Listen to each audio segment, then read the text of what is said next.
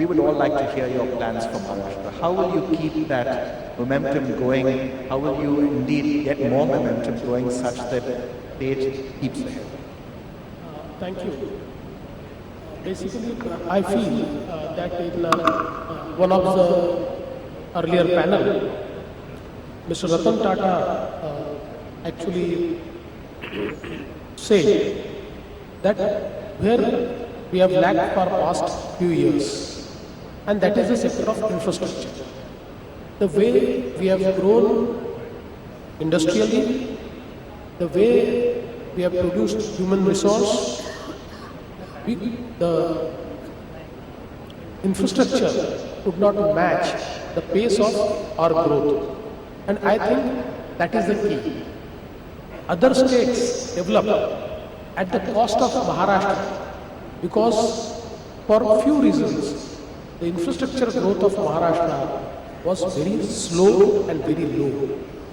Now, with all the initiatives which we have taken, all the infrastructure sectors, and I must thank the union government, especially Mr. Gadkari, Mr. Prabhu, and all the ministers, and also I must mention especially Mr. Javadekar, because all the projects which were stalled for environmental clearance have been cleared by Mr. Javadekar at a record speed. And I must tell you that the national highways, the length has been doubled by Honorable Mr. Gadkari. We are actually in last 20 years, 25 years, the pace of national highways which we did not ever see are now, we are looking at it, they are being created. At the same time, Mr. Prabhu, he has also actually accelerated creation of railway corridors. We are also going into public-private partnership into railways, creating certain corridors for the ports. New ports are being created. The power sector reforms are unveiled. So in every sector, just to say, Nagpur-Mumbai communication super expressway will be the game changer for this state.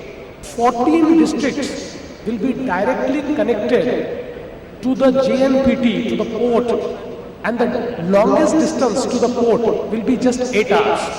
So at least 7 districts will come within a distance of 4 hours from the JNPT. And I think that will entirely change the game.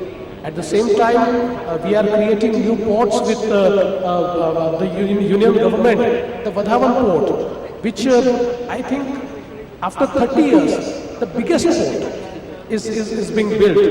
The new Mumbai airport, long pending, all clearances have been granted in 6 months. And now the RFQ is already evaluated, RFP will be submitted any time.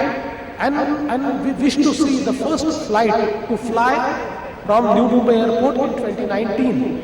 If you look at the Mumbai infrastructure, the Trans-Harbour Link, which would open up the entire hinterland, is been cleared at a record pace. And now we are at a stage where we'll call for the bids of Trans-Harbour Link. And in the Naina area, the new airport area, we are building entirely a new city. It's a city bigger than Mumbai. It would host 22 smart cities. The Mumbai coastal road, which was thought of 15 years back, could not get the clearances. But thanks to the union government, we got all the clearances, and now the DPR is ready and we will call for the bids. The metro network, earlier it used to take so much time.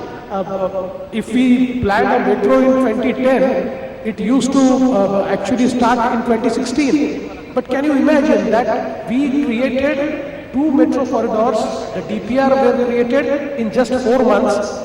In next 2 months, the bids were called, and now we are at the verge of awarding contracts. So in 8 months, we could actually award a contract of a metro which usually used to take 6 to 8 years. Again, in the railway sector, there are certain rail connecting lines which would actually open up the entire business ecosystem for rest of the Maharashtra, especially Vidarbha, Marathwada, and I am thankful to Mr. Prabhu that he has taken an initiative where we are partnering, we are creating special purpose vehicles which would invest into railways heavily, and those things which we could not complete in last 10 years or 20 years will be completed in the next 3 years. So on all sectors, I think the huge initiatives have been taken and the government is leapfrogging so that we could create a lot of infrastructure, and I am sure if the pace of infrastructure creation is matched with the pace of our development, the country will leapfrog, Maharashtra will leapfrog, and Maharashtra will again become numero uno. Thank you very much, Chief Minister. I think the focus on infrastructure is just so welcome, and it's something that is complete music to all of our ears in industry.